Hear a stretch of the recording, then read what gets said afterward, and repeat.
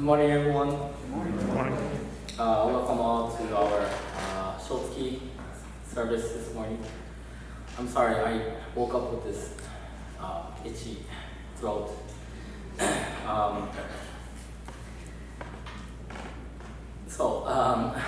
Last week I was in Toronto. I had a Eastern District, what is called Eastern District Ministers meeting. So all the ministers on the Eastern District gather and we talk about the issues about the temple, and also we share about all the activities and what we should improve. And Toronto is a really beautiful place, nice atmosphere, but they have this huge traffic. And I heard that the traffic is one of the, I think it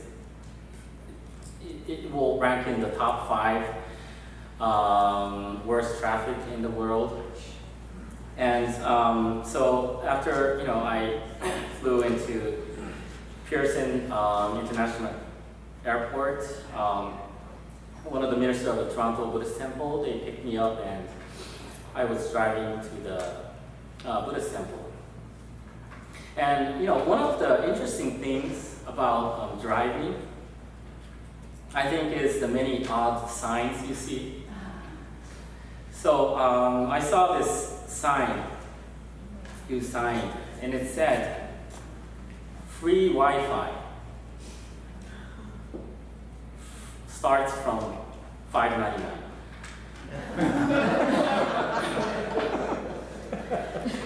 And then another one said, it was in front of the house, it said, beware of the dog.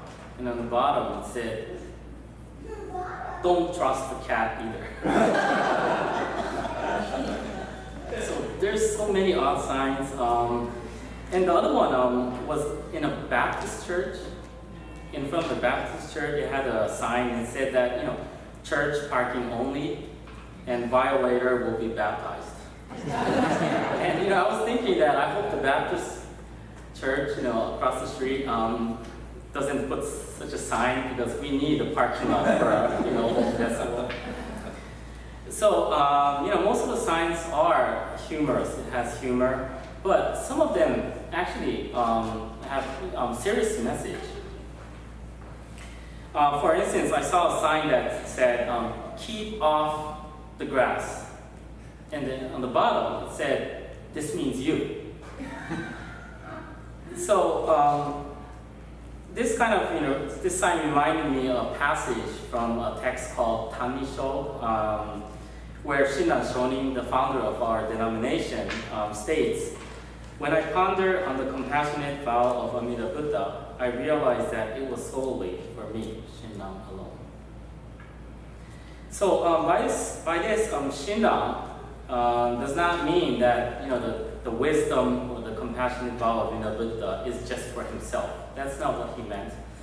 What he meant was that the wisdom of Amida Buddha, which is in the Dharma, is for each and every one of us individually. And what I mean by this became clear, when I said I flew. When you get on a plane and you get seated,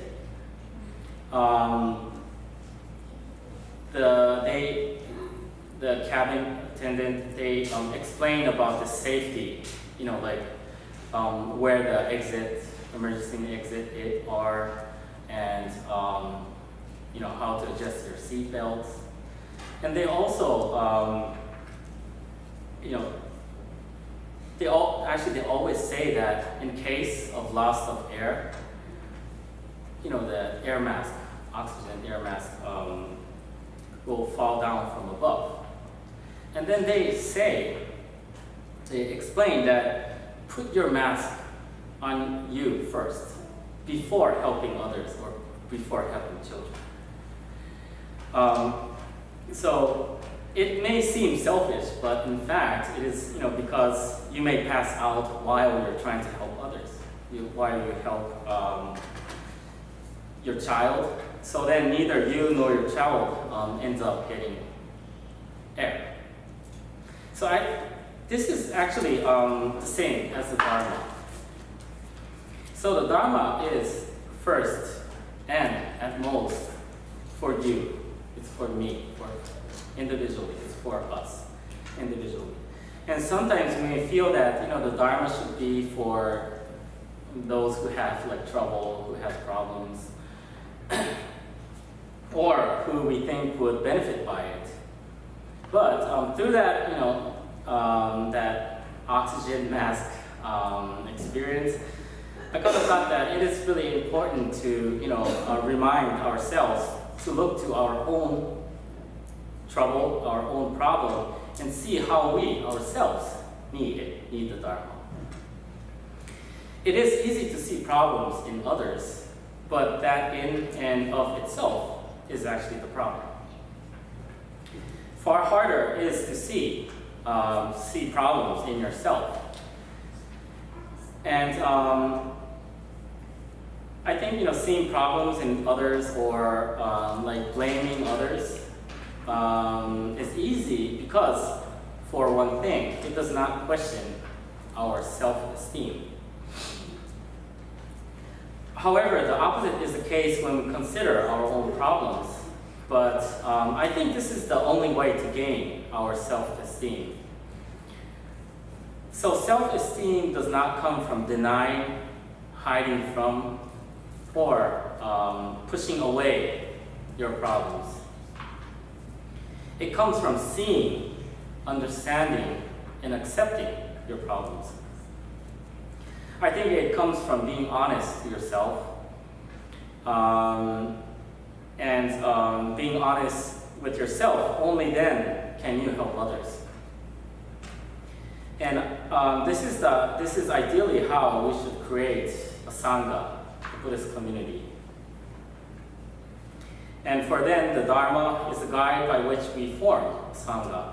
So as the oxygen mask, we must receive the Dharma ourselves, and not seeing. We must see the problem inside ourselves rather than seeing the problem in others. And I think this is what the Buddha is teaching, what the Buddha teaches us. And finally, it is the Nembutsu, Namo Amida Butsu, that we recite, which is the wisdom of Amida Buddha that calls us, each and every one of us, to the Dharma. Please join me in Gasho. By reciting the Nembutsu, Namo Amida Butsu, we are always reminded of what makes our individual lives even more meaningful.